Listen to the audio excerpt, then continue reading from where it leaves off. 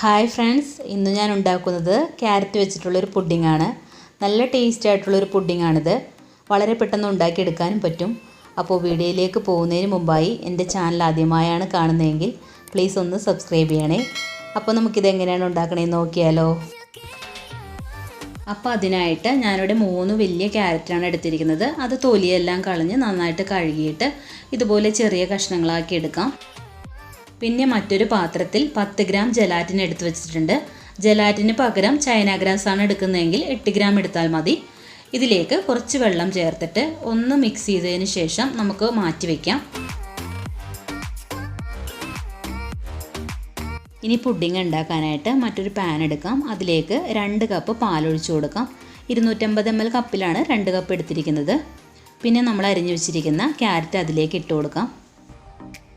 ഇനി നമുക്കിത് അടുപ്പിലേക്ക് വെക്കാം. എന്നിട്ട് ക്യാരറ്റ് നന്നായിട്ട് വേകുന്നത് വരെ ലോ ടു മീഡിയം ഫ്ലെയിമിൽ വെച്ചിട്ട് നന്നായിട്ട് വേവിച്ചെടുക്കാം.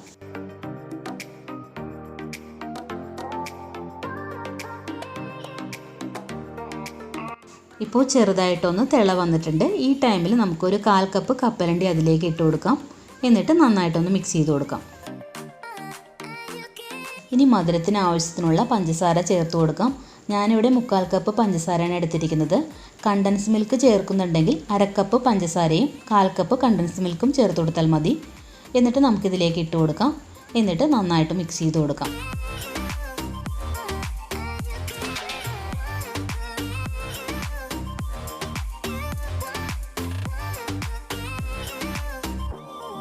പാല് തിളച്ച് പൊങ്ങി വരുമ്പോഴേക്കും ലോ ഫ്ലെയിമിൽ വെച്ചിട്ട് നന്നായിട്ട് മിക്സ് ചെയ്ത് കൊടുത്തുകൊണ്ടിരിക്കണം.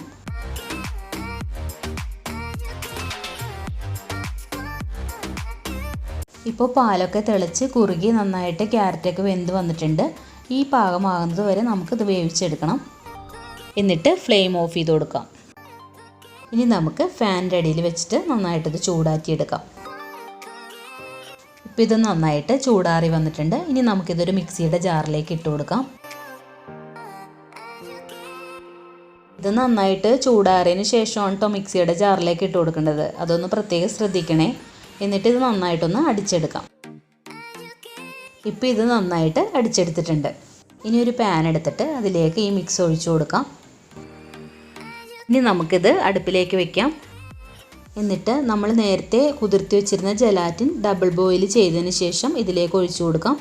എന്നിട്ട് നന്നായിട്ടൊന്ന് മിക്സ് ചെയ്ത് കൊടുക്കാം. പിന്നെ ഇനി ഒരുപാട് നേരം ഇട്ടിട്ട് ഇത് തിളപ്പിക്കേണ്ട ആവശ്യമൊന്നുമില്ല. ചെറുതായിട്ടൊന്ന് തിള വരുമ്പോഴേക്കും നമുക്കിത് ഓഫ് ചെയ്ത് കൊടുക്കാം. പിന്നെ ഇതിലേക്ക് ഒരു 1/4 ടീസ്പൂൺ വാനില എസൻസ് കൂടി ഞാൻ ചേർത്ത് കൊടുക്കുന്നുണ്ട്. എന്നിട്ട് ഒന്നും കൂടി ഒന്ന് മിക്സ് ചെയ്തതിന് ശേഷം നമുക്ക് ഫ്ലെയിം ഓഫ് ചെയ്ത് കൊടുക്കാം. വാനില എസൻസ് ഇല്ലാന്നുണ്ടെങ്കിൽ ഏലക്കയുടെ പൊടി ഒരു 1/2 ടീസ്പൂൺ ചേർത്ത് കൊടുത്താലും മതി കേട്ടോ. ഇനി ഫ്ലെയിം ഓഫ് ചെയ്ത് കൊടുത്തതിന് ശേഷം 2 ടീസ്പൂൺ നെയ്യും കൂടി ചേർത്ത് കൊടുക്കാം. എന്നിട്ട് ഒന്നും കൂടി നന്നായിട്ടൊന്ന് മിക്സ് ചെയ്ത് കൊടുക്കാം. ഇനി ഇത് തണുത്തതിന് ശേഷം പുഡിംഗ് സെറ്റ് ചെയ്യാനുള്ള ട്രേയിലേക്ക് ഒഴിച്ചു കൊടുക്കാം. ചൈന ഗ്രാസ് ആണ് എടുക്കുന്നതെങ്കിൽ ചൂടോടുകൂടി തന്നെ ഒഴിച്ചു കൊടുക്കണം കേട്ടോ. എന്നിട്ട് ഇത് അടച്ചു വെച്ചിട്ട് ഒരു 4 മണിക്കൂർ ഫ്രീസറിൽ വെച്ചിട്ട് തണുപ്പിച്ചെടുക്കാം. ഇപ്പോൾ ഇത് 4 മണിക്കൂറിന് ശേഷം ഞാൻ ഫ്രീസറിൽ നിന്ന് എടുത്തിട്ടുണ്ട്. ഇനി നമുക്കിതൊന്ന് ഒരു പ്ലേറ്റിലേക്ക് ഇട്ടിട്ട് കട്ട് ചെയ്ത് നോക്കാം.